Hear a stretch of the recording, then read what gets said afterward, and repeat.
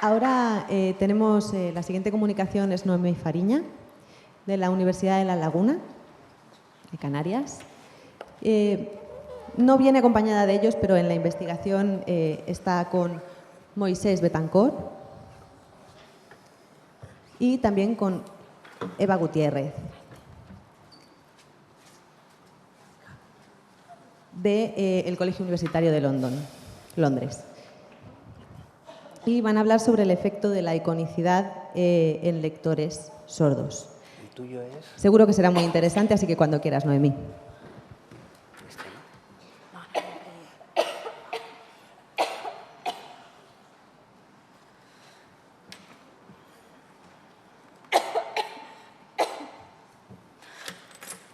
Bueno, buenas tardes a todos. Sobre todo, darle las gracias al Centro de Normalización Lingüística por la oportunidad.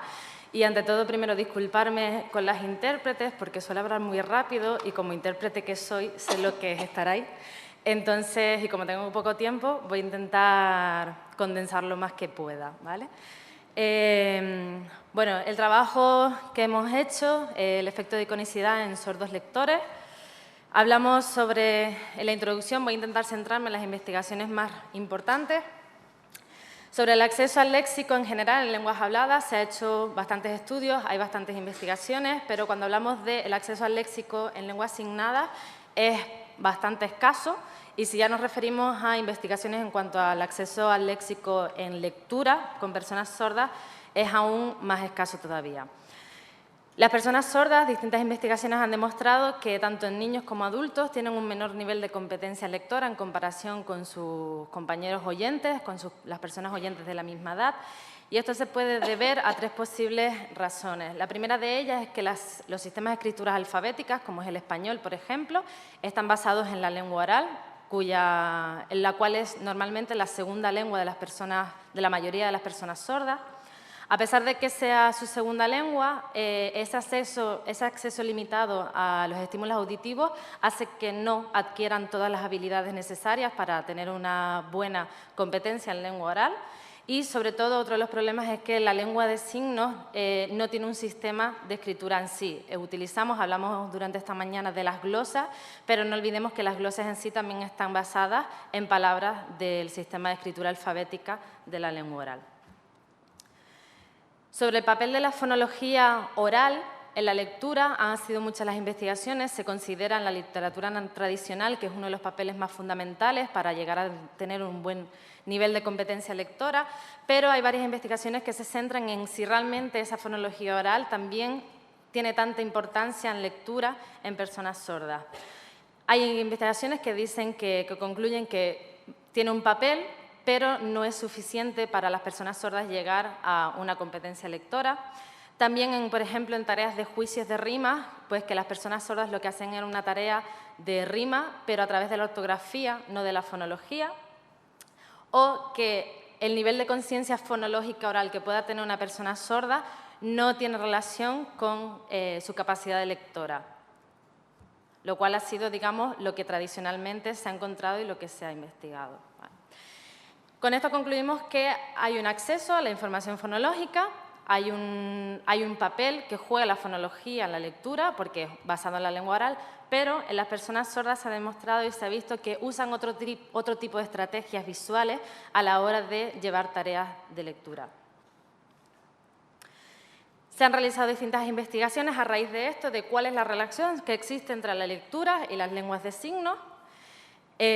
Distintos estudios, distintos autores han concluido que existe una alta relación entre las personas sordas signantes con una buena competencia de lengua de signos, que esa competencia de lengua de signos también repercute en una buena capacidad lectora. Así también, a través de un metaanálisis de Mayberry y sus colaboradores, encontraron que la capacidad lingüística, sea oral o signante, indiferentemente, es mejor predictor de la capacidad lectora que, por ejemplo, otros factores como se pensaba que podía ser la capacidad fonológica de la fonología oral en este caso.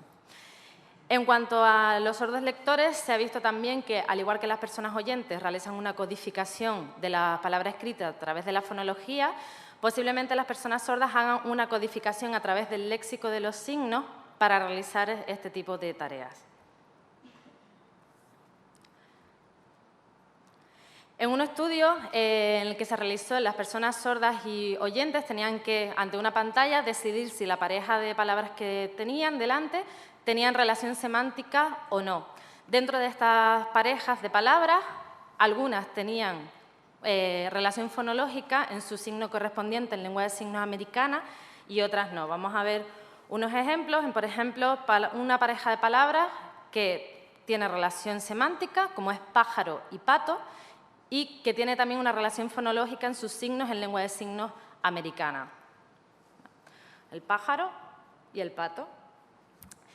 Una pareja de palabras con relación semántica, pero sin relación fonológica en la lengua de signos americana, como por ejemplo son corazón y cerebro en lengua de signos americana. Sin relación semántica, pero relación fonológica, por ejemplo, película y papel. Película y papel en lengua de signos americana tiene una relación fonológica de la localización y de la configuración, pero no hay una relación semántica del significado. Y sin ningún tipo de relación, por ejemplo, bebé y león. Cuando las personas veían una pareja de palabras que tenía una relación semántica, lo que tenían que hacer es aceptar, decir que sí, y cuando no tenían que decir que no.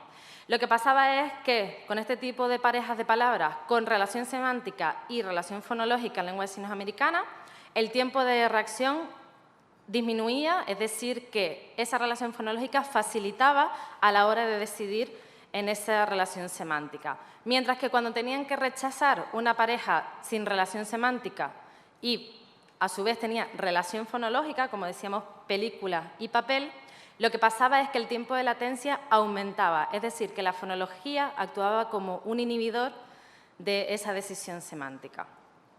Lo cual nos llegaron a concluir que esos participantes sordos que realizaron la tarea llegaban a tener una activación de los signos mientras procesaban la lectura de palabras escritas, cuando en este tipo de tareas no hacía falta acceder en ningún momento a la lengua de signos. Con lo cual, tras estas investigaciones nos planteamos de si las personas sordas realizan una activación de los signos a la hora de leer, tal vez las demás propiedades de la lengua de signos, tanto fonológicas como semánticas como morfosintácticas, tal vez influyan en el acceso al léxico en tareas de lectura. En este estudio nos centramos en la iconicidad de la lengua de signos, la cual es mucho más fácil, ya que la lengua de signos, al ser una lengua visogestual y visual, hay mucha más facilidad que las lenguas orales de representar la realidad. Decir que la iconicidad tiene un papel muy importante tanto en el procesamiento como en la adquisición de la lengua de signos. Los signos icónicos son los que primero se aprende un niño en su periodo, en su etapa de aprendizaje, antes que los signos arbitrarios. En cuanto a los estudios sobre la iconicidad, a pesar de que han habido algunos estudios que no han demostrado efectos ni en memoria a corto plazo ni en tareas de priming que ya esta mañana el profesor don Manuel Carreiras explicó en qué se trataba, no se encontró ningún tipo de efecto, ni facilitador ni inhibidor de la iconicidad, pero hay otro estudio en el que, de Thompson, Vinson y Biglioco, en el que las personas tenían que ver signos y lo único que tenían que decir era si la articulación de la configuración era recta o curva. Si, por ejemplo, los dedos tenían una forma curva o si tenían una forma recta, sin tener que acceder al significado para nada en esta ocasión. Lo que se comprobó es que cuando los signos que se mostraban eran signos icónicos o de una alta iconicidad, el tiempo de latencia aumentaba y actuaba como un inhibidor, en lo que también se concluye que hay una activación del significado, aunque en esta tarea no hiciera falta. También en Holanda, Ormel y su equipo también hicieron unas investigaciones sobre el efecto facilitador de la iconicidad al ver, por ejemplo, parejas de una imagen, un dibujo y un signo, su signo dibujado. Cuando la relación entre ambas parejas era de una alta iconicidad, lo que tenían que decidir era si la imagen y el signo se correspondían a la misma cosa. Si esta pareja tenía un alto grado de iconicidad, respondían mucho más rápido que cuando tenían un bajo grado de iconicidad. Igualmente, hicieron otra investigación sobre una relación de palabra escrita, en este caso, y una imagen. Tenían que decidir si la palabra y una imagen correspondían al mismo concepto y lo mismo si la relación entre estos dos tenía una alta iconicidad, respondían mucho más rápido que cuando no la tenían. A la hora de hacer un estudio sobre el efecto de la iconicidad es muy importante tener en cuenta otros factores, sobre todo para no confundir efectos. En este caso hemos tenido muy en cuenta el efecto de la concreción, las palabras concretas frente a las palabras abstractas, ya que hay una alta relación entre ellas. Esta relación se debe a que la mayoría de los signos icónicos en las lenguas de signos corresponden a conceptos concretos, como por ejemplo el signo de avión o de casa o de mesa, que hacen una representación, y mesa, que hacen una representación de la realidad, con lo cual son conceptos concretos con un signo icónico. Pero también existen signos icónicos que se refieren a conceptos abstractos, como por ejemplo es el signo de amor, que lo que hace es una asociación con una realidad física, en este caso con el corazón, que es el órgano, digamos, con el que se asocia ese sentimiento, o el concepto abstracto de tiempo, que lo que hace es señalar el reloj como hace una asociación a un aspecto, a una realidad física en este caso. Eso serían palabras abstractas con un signo icónico. Sobre estudios que se han realizado en cuanto al efecto de la concreción, mayoritariamente en tareas de decisión léxica, se ha demostrado que las palabras concretas se reconocen mucho más rápido que las palabras abstractas. Con todo ello, el objetivo del estudio nuestro que hicimos es ver cuál era el papel de la iconicidad de la lengua de signos en la lectura de las palabras. Y en este caso, nuestra hipótesis, la primera era intentar encontrar ese efecto de concreción que tan tradicionalmente se ha encontrado, en el que las palabras concretas se reconocen antes que las palabras abstractas, y sobre todo ver si efectivamente la iconicidad daba un efecto facilitador, en este caso en el grupo de sordos. En cuanto al método que utilizamos una tarea de decisión léxica en que las personas tenían que elegir si lo que veían en la pantalla era una palabra o una pseudopalabra. Teníamos 80 palabras divididas en 4 condiciones, 20 palabras concretas, cuyo signo correspondiente era icónico, palabras concretas con signos arbitrarios, palabras abstractas de signos icónicos y palabras abstractas de signos arbitrarios. Ahí tenemos los ejemplos. Y a su vez 80 pseudopalabras para llevar a cabo la tarea de decisión léxica. Los participantes que tuvimos o a los que pudimos llegar a realizar la prueba, la tarea de decisión léxica, eran 16 participantes sordos, adultos, con una media de edad de 31 años aproximadamente, 8 hombres y 8 mujeres, y a su vez 24 adultos oyentes. En el grupo de personas sordas, la lengua de signos era su lengua de signos, su primera lengua, la lengua de signos natural, que usaban diariamente para comunicarse, y en el grupo de los oyentes, desconocían la lengua de signos española. La media de edad más o menos rondaba la misma que el grupo de sordos. En cuanto al procedimiento, en esta tarea de decisión léxica, primero se presentaron las instrucciones, tanto en forma de texto como en vídeo en lengua de signos española, para que sea mucho más accesible a las personas sordas. Tuvieron 6 ensayos de práctica y 160 ensayos experimentales. El orden era totalmente pseudo-aleatorio para que no se repitiera el mismo orden en ninguno de los participantes. Lo que tenían que hacer es con la mano a un botón decirle que sí era una palabra y a otro botón decir que no cuando era una pseudopalabra. La mitad de las personas lo hacían con la mano izquierda, le respondían al sí con la mano izquierda, la mitad de las personas con la mano derecha, para intentar evitar la facilidad a veces del ser diestro, que tiendes más a mover más la mano derecha. Y asimismo, lo que hacemos es registrar tanto el tiempo de reacción de respuesta como el número de errores. En cuanto a la secuencia del evento, lo que se presentaba era un punto de fijación, se les explicaba que primeramente iban a ver un asterisco, después el estímulo, la palabra o la pseudopalabra, y después tenían un tiempo en negro en el que tenían que decidir desde que salía el estímulo hasta que se terminaba o hasta que respondían, si eso era una palabra, se correspondía a una palabra o a una pseudopalabra. Automáticamente, si no respondían y se terminaba el tiempo, pasaba al siguiente ensayo y así sucesivamente. En cuanto a los resultados, que es lo que interesa, si vemos la gráfica, la línea azul representa las palabras con signos arbitrarios y la línea rosada representa las palabras con signos icónicos. A la izquierda tenemos las palabras abstractas y concretas.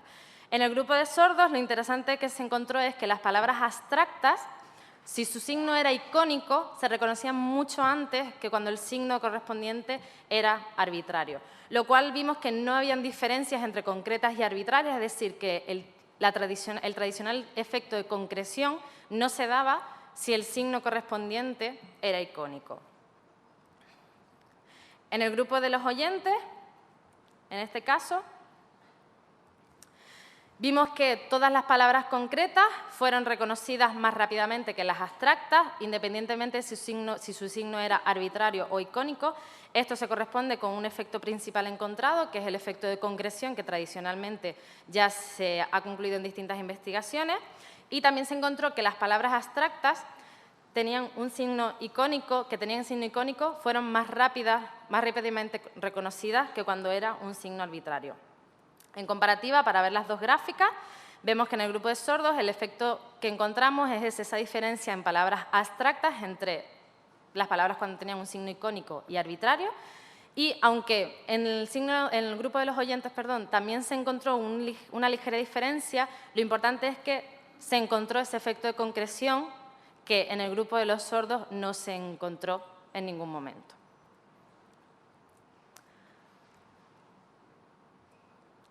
Concluimos con eso que en el grupo de los sordos la iconicidad de la lengua de signos influye en el acceso a las palabras escritas, que esa iconicidad lo que tiene es un efecto facilitador en ese reconocimiento de palabras, en ese reconocimiento en el acceso al léxico escrito y que sobre todo esa iconicidad suaviza el efecto de concreción que tradicionalmente se había encontrado, siendo las palabras, entre comillas, arbitrarias, con signos arbitrarios, encontrando en ellas, cuando eran signos arbitrarios, un efecto de concreción, pero cuando el signo era icónico, independientemente si eran abstractas o concretas, no había diferencia alguna. En el grupo de oyentes se encontró el tradicional efecto de concreción, el efecto principal en el que, independientemente de esa ligera diferencia, seguía dándose este efecto de concreción.